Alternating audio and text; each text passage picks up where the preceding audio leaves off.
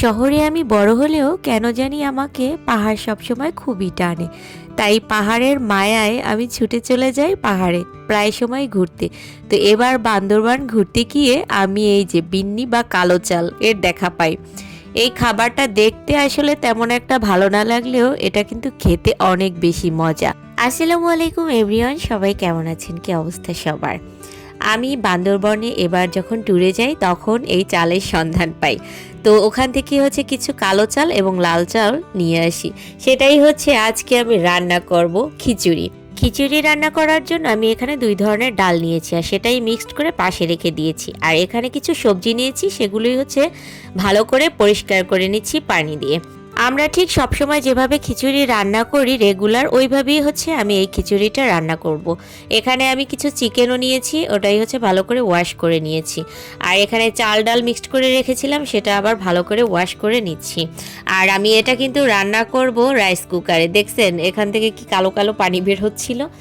আর এই যে আমি চিকেনগুলো হালকা একটু সরিষার তেল দিয়ে ভেজে তারপরে সব ধরনের মশলা অ্যাড করে দিয়েছি। আর আমরা সাধারণত কি মশলা অ্যাড করি এটা সবাই ভালো করে জানে, তো সেটা আর নতুন করে বলার কিছু নাই। এখানে হচ্ছে আমি চালগুলো দিয়ে দিয়েছি আর এটা ভালো করে হচ্ছে আমাকে একটু ভেজে নিতে হবে। আর সাথে সবজিগুলোও অ্যাড করে দিয়েছি। চালটা যত আপনি ভালো করে ভাজবেন খিচুড়িটা কিন্তু খেতে তত বেশি মজা হবে এবং লোভনীয় হবে। এই যে আমি এবার রাইস কুকারে বসিয়ে দিয়েছি আর এখানে পানি টানিও অ্যাড করে দেন হচ্ছে আমি ঢাকনা দিয়ে এবার ঢেকে দিব। খিচুড়িটা কেমন হয় সেটাই এখন দেখার পালা, আর খেতে কেমনটা লাগে সেটাই হচ্ছে আপনাদের সাথে শেয়ার করব।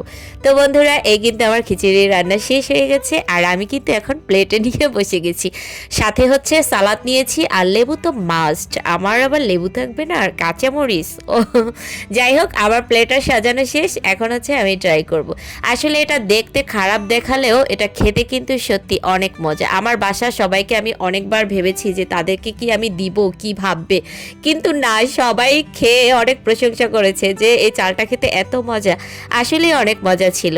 তো এই ছিল আজকের মতো একটি ব্লগটি কেমন লেগেছে অবশ্যই জানাবেন।